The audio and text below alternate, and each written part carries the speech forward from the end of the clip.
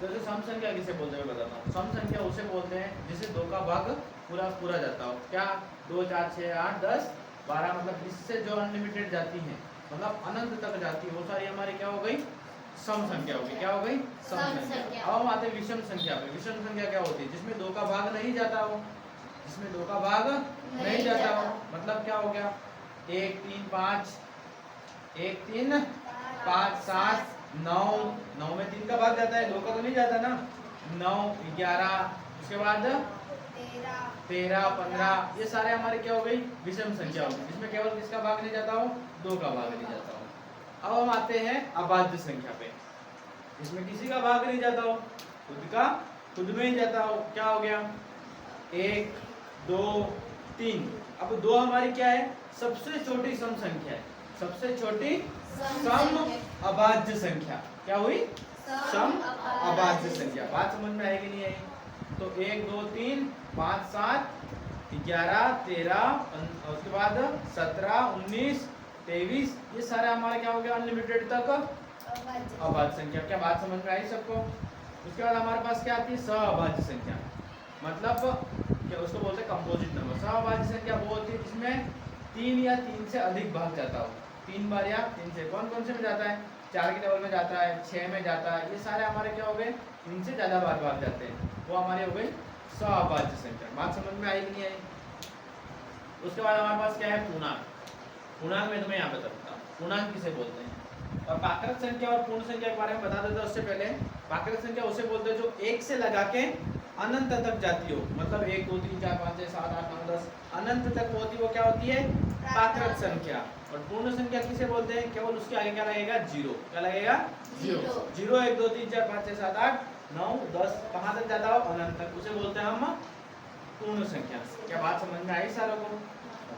अब हम आते हैं पूर्णांक। किस पे आते हैं? पूर्णांक पर। पूर्णांक क्या होता है? पूर्णांक जिसे हम किसमें लिखते हैं? धनात्मक और ऋणात्मक दोनों रूपों में लिखते हैं। ठीक है। और इसे संख्या रेखा पर भी क्या करते हैं? प्रदर्शित करते हैं।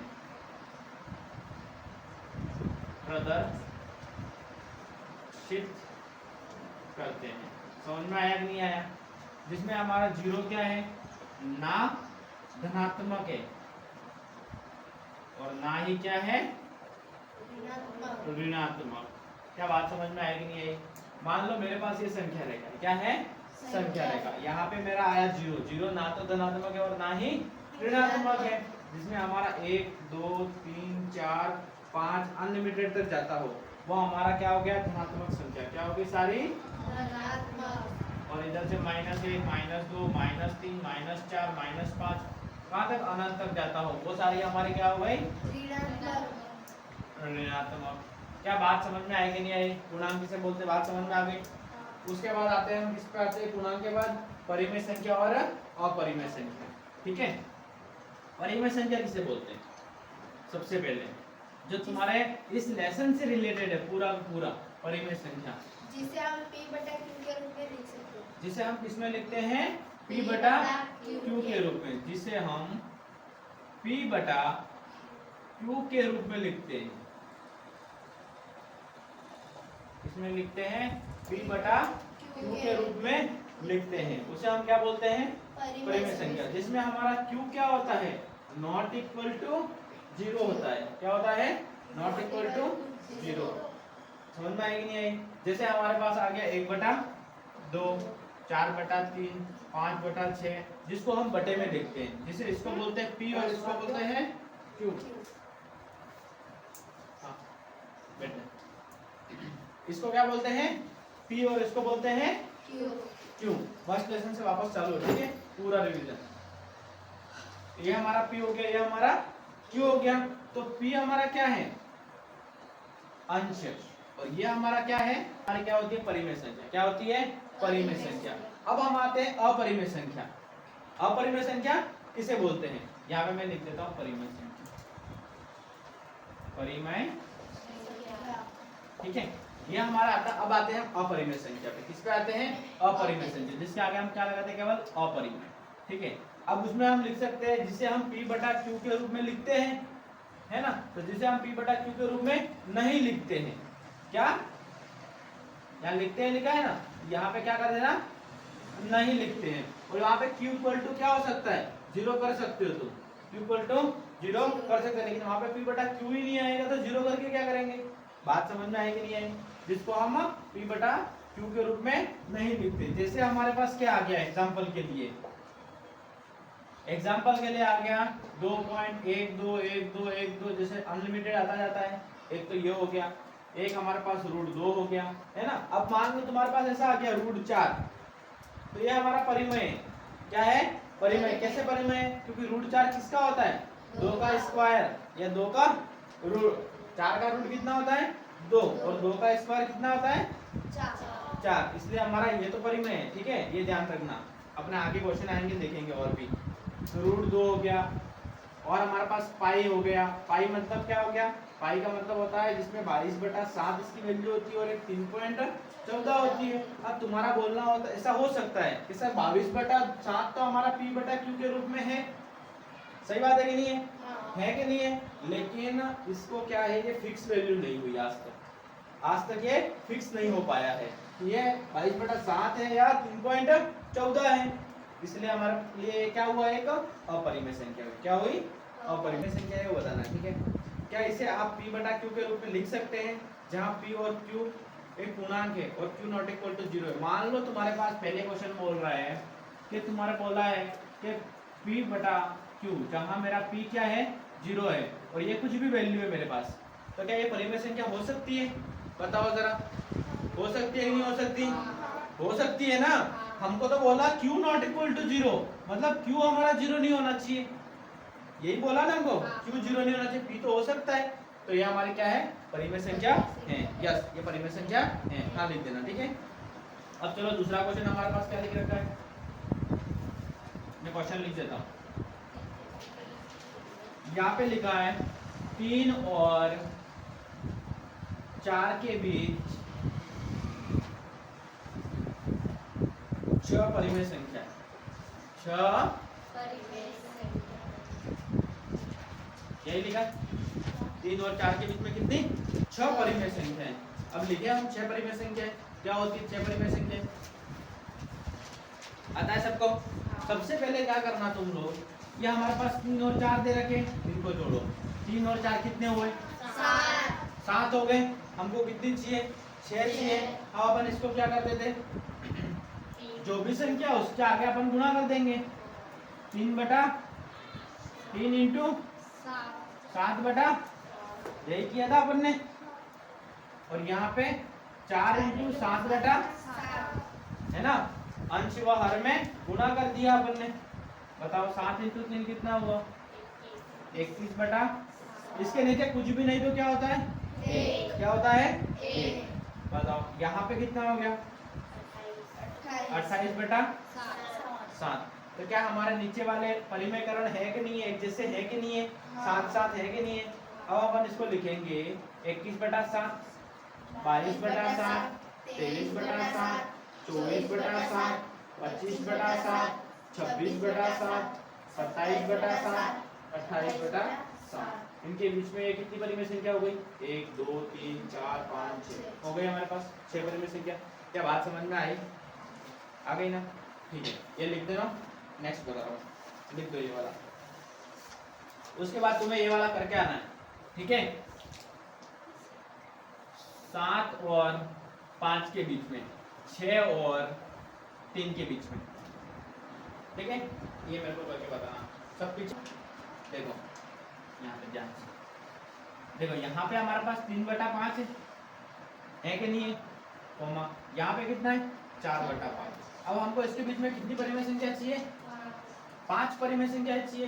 5 को एक जोड़ दे, 5 में कितने हो गए? 6। तो क्या इसके साथ हम 6/6 का गुणा कर दे? 6/6 का गुणा। अब बताओ 6 का गुणा 6 में 6 बटा 6 का मतलब कितना आया? 1 आया। अब 1 का गुणा 3 में करें को फर्क पड़ता है? नहीं पड़ता है ना, इसलिए हम क्या करते हैं, हर और अंश में 6 का गुणा कर दिया। जो संख्या हमको दे रखी है उसमें 1 का गुणा कर दिया। बताओ 3 का गुणा 6 में किया कितना आया? 18 आया। 5 का गुणा 6 में किया कितना आया? 30 आया। कोमा 4 का गुणा 6 में किया कितना आया?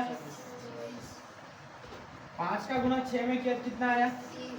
क्या ये तो एक जैसे ही रहे? बदला क्या? ये दोनों बदले वो दोनों ही ना। अब बताओ मेरे को 18 बटा 30 24 सॉरी 19 बटा 20 बटा 21 बटा 22 बटा 23 बटा 24 बटा। बताओ इन दोनों के बीच में कितनी हो गई? 1 2 3 4। क्या बात समझ में आई? अच्छे से आई? यहाँ पे लिख दो ऊपर 7 बटा 3 और 5 बटा 3 के अंदर मेरे को 5 परिमेय संख्या बतानी है तुम्हें, ठीक है? यहाँ पे 6 बटा 3 और यहाँ पे लिखा है, ठीक है? ये और 2 बटा 3 के बीच में मेरे को 5 परिमेय संख्या बतानी है। ये दोनों क्वेश्चन तुम्हें घर से करके लाने हैं और जो बच्चे वीडियो में देखेंगे उनको कमेंट में बताना, ठीक है भाई? नीचे दिए गए कथन सत्य है असत्य कारण के साथ अपने उत्तर दीजिए, ठीक है? अब मैं तुम्हें एक एक को खड़ा करके पूछूंगा। अभी मैंने सारा तुमको बता दिया, सम संख्या, विषम संख्या, पात्रक संख्या, अभाज्य संख्या, सहअभाज्य संख्या, पूर्णांक, सब कुछ बताया। मैं पूछूं अब तुमको खड़ा कर करके, तो गायत्री खड़ी हो जा पहले। बता प्रत्येक प्राकृत संख्या एक पूर्ण संख्या होती है? बता प्रत्येक प्राकृत संख्या एक पूर्ण संख्या होती है? हाँ होती है। अब बता क्यों होती है?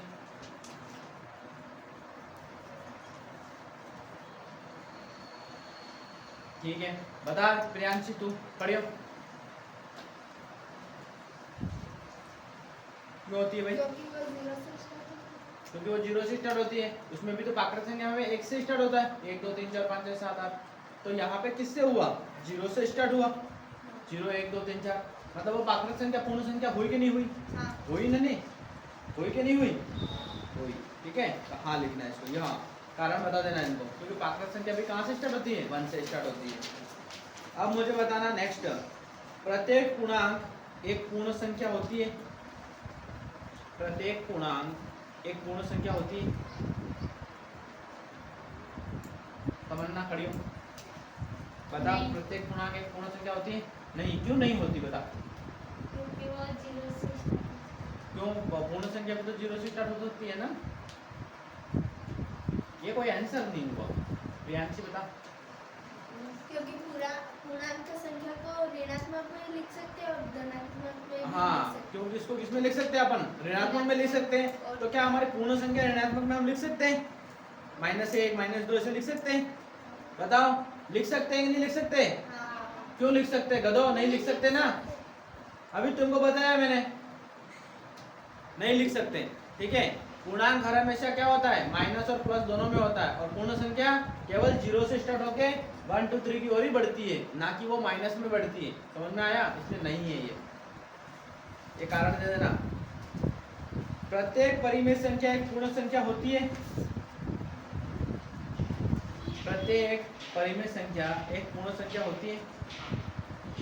खड़े हो, बता। नहीं होती है? तू बता चिंटू। होती है? क्यों होती है भाई? 1 2 3 4 ऐसे होती है। परिमेय संख्या तो हमारे 1/2 1/2 ऐसे आता है ना? ऐसे आता है कि नहीं आता?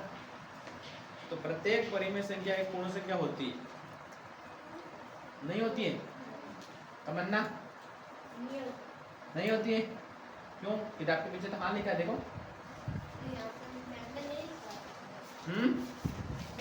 तो नहीं लिखवाया तो क्यों? वो तो बताओ ना मेरे को।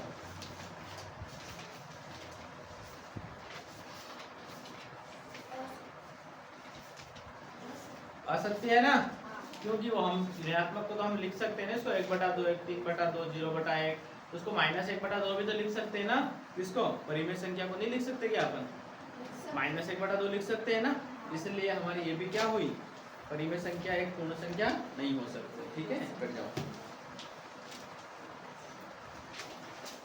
अब अपन आते हैं नेक्स्ट चैप्टर में।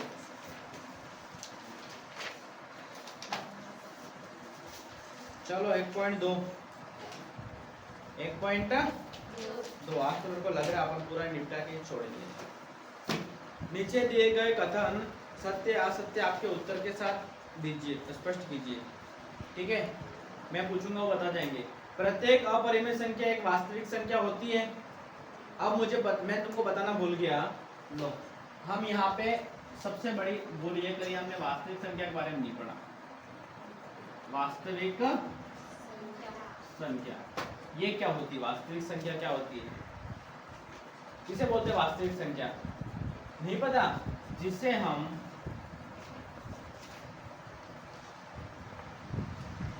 परिमेय और अपरिमेय दोनों रूपों में लिखते हैं। दोनों रूपों में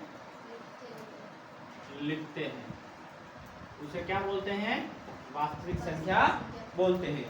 जैसे हमारे पास 1/2 भी हो गया है ना, -3/4 भी हो गया है कि नहीं, √2 भी हो गया, पाई भी हो गया। ये सारे हमारे क्या होते हैं? वास्तविक संख्या होती है। लेकिन वास्तविक संख्या में ये नहीं होता। क्या नहीं होता? माइनस में नहीं होती। समझ में आएगी नहीं आई? क्यों वास्तविक संख्या माइनस में नहीं होता? यह हमारा होता है काल्पनिक नंबर में। इसमें होता है काल्पनिक नंबर में। काल्पनिक नंबर किसे बोलते हैं? जिसे हम माइनस में लिखते हैं। -1/2, -3/4, -4, -5, ये सारे हमारे क्या है? काल्पनिक नंबर। क्या है? काल्पनिक नंबर, जिसे हम देख नहीं सकते। जिसे हम देख नहीं सकते। मुझे बताओ, मेरे पास एक मार्कर है कि नहीं है? तो क्या मेरे पास एक मार्कर है? वास्तविक है? एक वास्तविक है कि नहीं है? अब मुझे बताओ, मेरे पास एक मार्कर नहीं है, माइनस में एक मार्कर है। क्या हो सकता है ऐसा माइनस में एक मार्कर? काल्पनिक हुआ ना, मैंने अपने दिमाग से सोचा। क्या सोचा? मेरे पास एक मार्कर नहीं है, मैंने अपने दिमाग से सोचा। तो मेरा समझ में आएगी नहीं आई? अब काल्पनिक नंबर किसे बोला वो? आगे बात समझ में। तो ये हमारे सारे क्या है? वास्तविक नंबर। और ये हमारा क्या है? काल्पनिक नंबर। दोनों समझ में आ गया तुम्हें? चलो अब मुझे बताना फटाफट।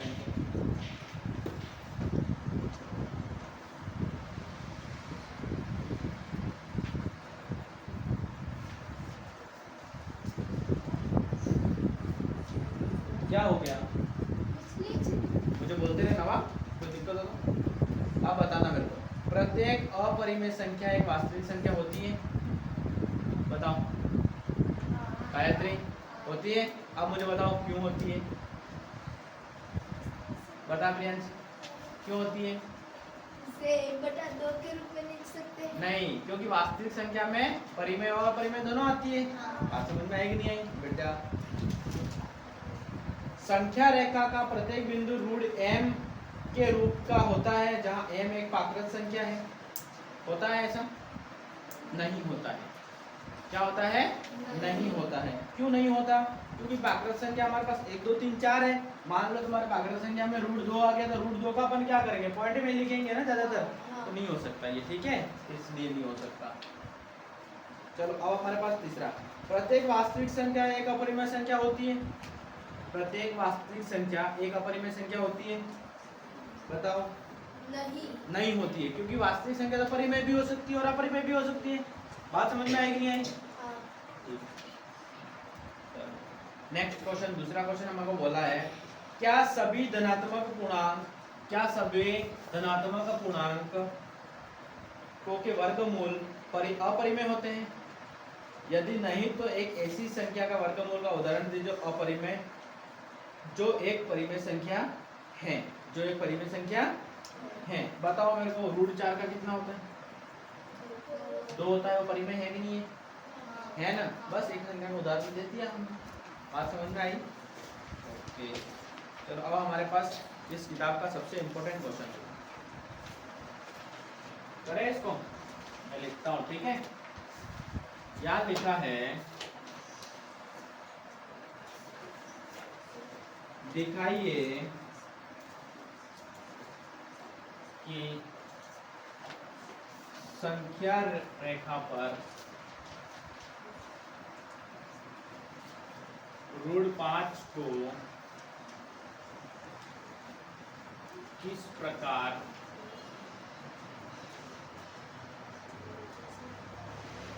निरूपित किया जा सकता है ना।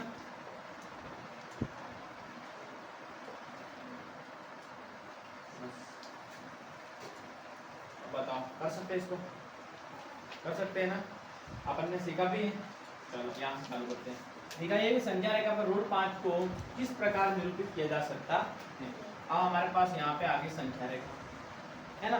संख्या रेखा हमेशा हमारे कहाँ चालू होती है? बीच में 0 1 2 लिख सकते हैं। अब मत बताओ, √5 को मैं ऐसे लिख सकता हूँ? √5 को मैं ऐसे लिख सकता हूँ? √4 प्लस √1 लिख सकता हूँ, नहीं लिख सकता हूँ? तो हम इसको कर सकते हैं √5 वापस, दोनों को जोड़ के √5 हो गया हमारा, है ना। ध्यान रखना, √1 का मतलब वो 1 ही होता है, 1 के ऊपर कभी भी ऋण नहीं आता, ठीक है। ये हमारा कितना हो गया? 2 हो गया, है ना। तो यहाँ से मैंने कितनी ले ली? 1 इंच 2 इंच, ये हमारे कितनी हो गई? 2 हो गई। इसको तो मैं क्या मान लिया? 2, है ना। अब मुझे बताओ, यहाँ से मैंने कितना ले लिया? 1, √1 बोल दिया इसको, 1 बोल दो, क्या बोल दो? 1 बोल दो, ठीक है। तो यहाँ से मेरे को इसकी वैल्यू क्या करनी है? बतानी है। इसकी बतानी है, इसको बताना है √5 है क्या नहीं है। बात समझ में आएगी नहीं आई? चलो इसको अपन सॉल्व करेंगे किससे? पाइथागोरस प्रमेय से। किससे करेंगे? पाइथागोरस प्रमेय से। ये हमारा होता है 90 डिग्री। कितना होता है? 90 डिग्री। या तुम आगे जाओगे तो और अच्छे से सीखेंगे अपन। अभी अपन खाली एक बार ये देख लेते हैं क्या होता है, ठीक है। यहाँ पे 90 डिग्री के सामने वाला होता है, वो होता है कर्ण। क्या होता है?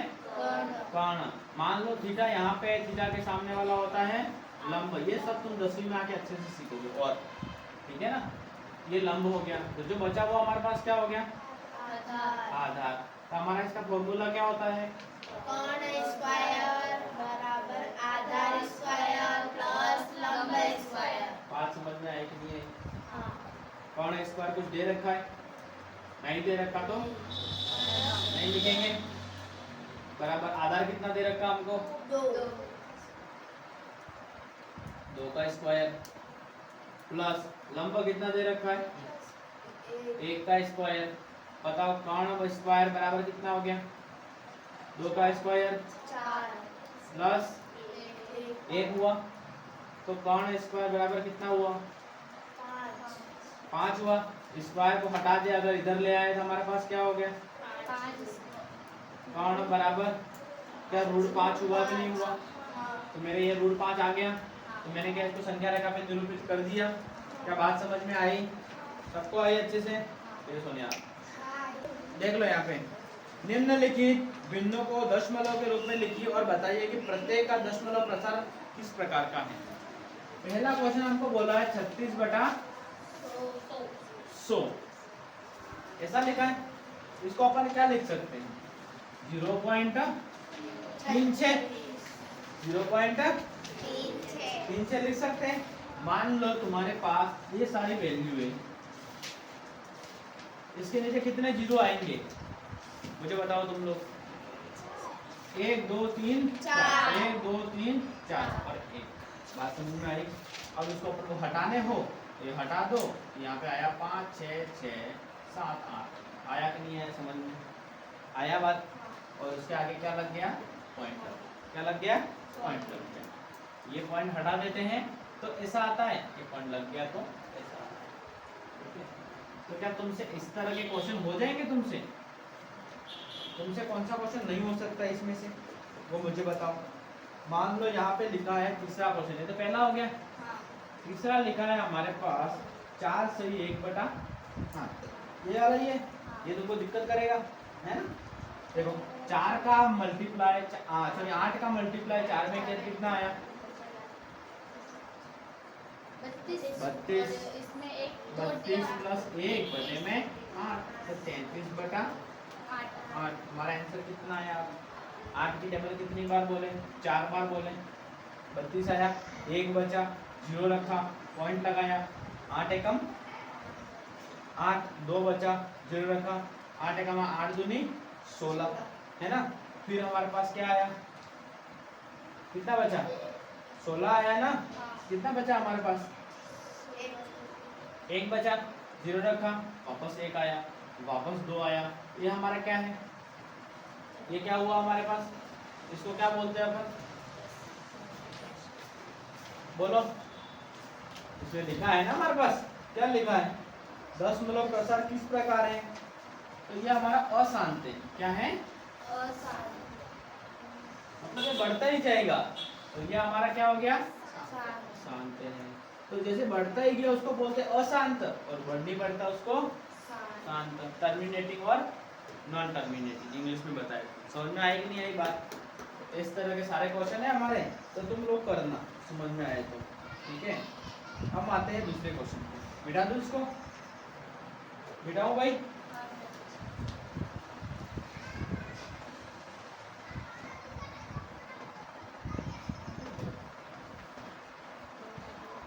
दूसरा क्वेश्चन हमारे पास क्या है भाई, यहाँ पे लिखा हमारे पास 1/7 है, उसको बराबर लिखा है 0.142857, इसके ऊपर क्या कर रखा है, बात कर रखा है, मतलब ये अनंत तक जाता हुआ है, बढ़ता हुआ है इसलिए, ठीक है। अब 1/7 लिखा है, इसको तुमको बोला है, आप जानते हैं कि 1/7 बराबर 0.142857 है। तो वास्तव में लंबा भाग दिए बिना क्या आप ये बता सकते हैं कि यह 2/7, 3/7, 5/7 और 6/7 के दशमलव प्रसार हैं? यदि हाँ तो कैसे हैं, है तो कैसे। अब मुझे बताओ, यहाँ पे 2/7 आया है ना, बराबर करके कुछ मत करना, 0.142857 लिखा है ना। उसमें क्या करना, 2 का गुणा कर देना, किसका कर देना, इस 2 का गुणा कर देना, तो तुम्हारा आंसर आ जाएगा। फिर 3/7 है, फिर इसी में वापस क्या करना, 3 का गुणा करना, तुम्हारा आंसर आ जाएगा। बात समझ में आएगी नहीं आई, है ना। जैसे 2 का गुणा करें, 2 की टेबल कितनी बार बोले, 7 बार बोले, कितना आया 14, 14 का 1, 2 की टेबल कितनी बार बोले, 5 बार, 10 और 1 11 का 1, 2 की टेबल 8 बार बोले तो 16, 16 और 1 17 का 1, 2 की टेबल 2 बार बोले तो कितना आया 4, 4 और 1 5, 2 की टेबल 4 बार बोले तो 8, और 2 की टेबल 1 बार बोले तो 2.0। हमारा आंसर कुछ इस तरह से आएगा 2/7 का, है ना। इसी तरह हमारे पास 3 का गुणा कर देना इसके साथ, है ना। अब 3 इंटू 0.142857 का कर देना, 4 इंटू 0.142857 का कर देना, इसके ऊपर क्या है हमारे पास 12, क्या है यहीं तक। समझ में आएगी नहीं आई बात, तो तुमको आ जाएगा ये क्वेश्चन। आगे बताओ नेक्स्ट।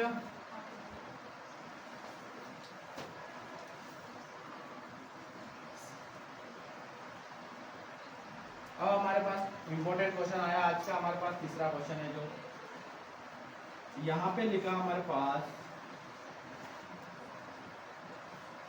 निम्नलिखित को P/Q के रूप में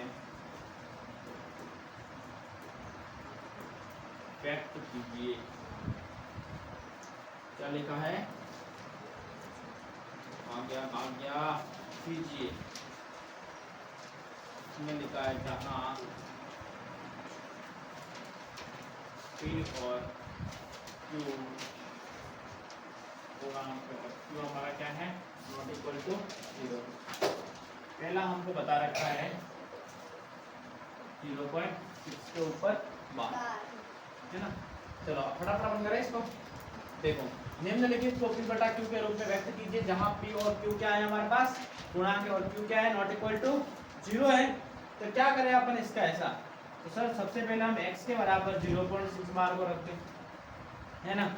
अब मुझे बताओ यहाँ पे कितनी संख्या दे रखी है, पीछे पॉइंट के बाद एक संख्या, उसमें हम क्या करेंगे, दोनों तरफ 10 का गुणा कर देंगे। किसका कर देंगे, दोनों तरफ 10 का गुणा करने पर,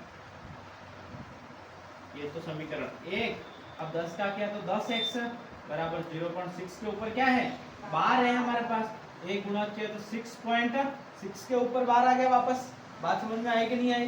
समीकरण नंबर 2, तो 2 को 1 में क्या करेंगे? घटाएंगे।